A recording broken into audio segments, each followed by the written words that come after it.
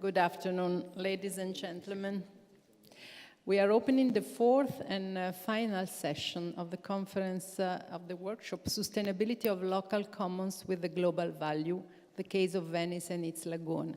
And the title of this session is Venice and its Lagoon, Visions of the Future. So a very challenging title and task of this session. But already a lot has been said about the possible future strategies to tackle with Venice problems in the other sessions. Speaking of Venice and its lagoon, it's important again to underline that Venice and its lagoon are deeply interdependent, and one cannot survive without the other. The health of the lagoon is reflected in the health of the city. And I think it's important to underline an issue that has already been tackled this morning, that when we speak about Venice, and the international community mentions Venice, the name Venice is considered the historic city of Venice, the Venice inside the lagoon and the little islands around. Sometimes we forget that for the local, the Venice is the mainland and the historic city. And there are contradictions among the needs of the Venice inhabitants, the historic city, and the inhabitants of the mainland.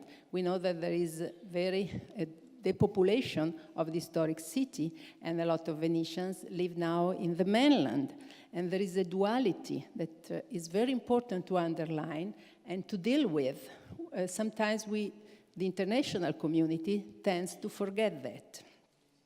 As a lot has been said, and I will be very brief, I cannot summarize everything that has been said so far, but it has been shown that Venice is a unique case in the world because of its natural environment, because of the extraordinary cultural heritage, and because of the complexity of the issues involved and the contradictions and the different expectations of different actors on the Venice scene.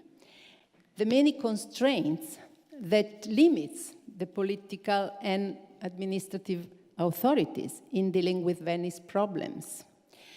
In the Italian context, as was very well documented by Yves Meny.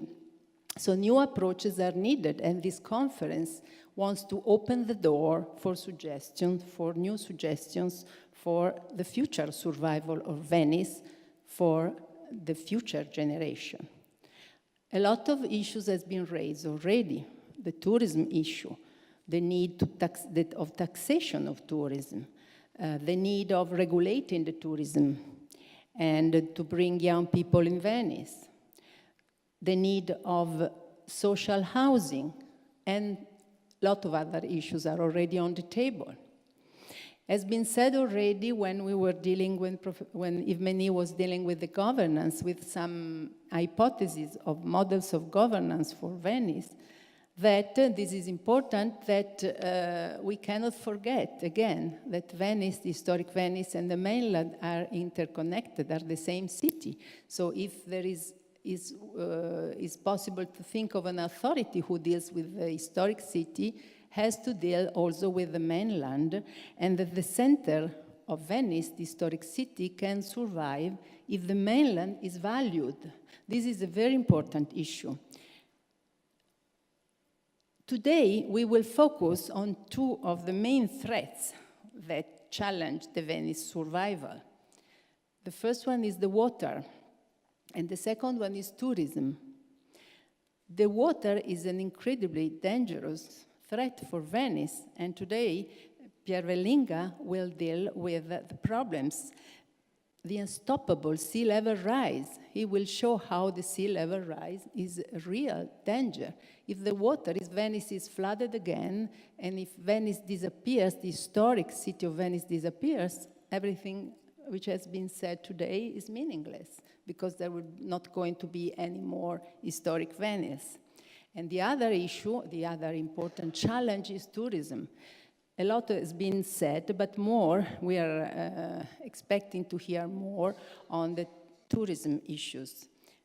everybody saw, if walking along the streets in Venice, how overwhelming can be the number of tourism, not to mention the huge cruise ships that sail in front of San Marco. Everybody saw that. Today, also, after the dealing with the water issue and tourism, we will try to express a future vision of Venice. And I will give the floor to the speaker before I will introduce the three speakers. Pierre Vellinga is professor of climate change, water and food safety at Wageningen University and research in the Netherlands. And it was already mentioned that he was one of the co-founders and the first bureau member of the Intergovernmental Panel on Climate Change. He is also a member of the Waden Academy, who advises on research and politics regarding another UNESCO World Heritage, the Waddenzee and its adjacent coastal areas in the Netherlands. And Pierre Vellinga has an extensive knowledge regarding Venice and its lagoon, and he's been member and is member of the Ufficio di Piano supervising the works protecting Venice and its lagoon. In his speech, he will reflect on how Venice and the lagoon region can deal with climate change and sea level rise, given the nearly finished Mose, which is supposed to be finished by 2018. Greg Richards is professor of placemaking and events at the Breda University of Applied Sciences and professor of leisure studies at the University of Tilburg in the Netherlands. His topics of research include cultural tourism, creative tourism, sustainable tourism, tourism education, and he has worked extensively on the analysis and development of cultural and creative tourism in many cities around the world. He will focus today on the problems raised by the tourism industry in Venice and will present the case of Barcelona to see how the city is trying to cope with a growing number of tourists. So because in this conference has been tried, and we will try again today to make comparisons with the other cities in the world to have suggestions for Venice.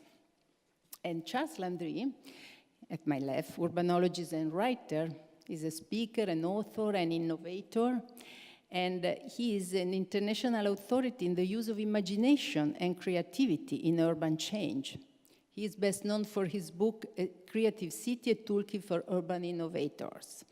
So we are expecting Charles Landry to give us some innovative thoughts on how to deal with Venice beyond the culture, going beyond the tourism, the mere tourism industry.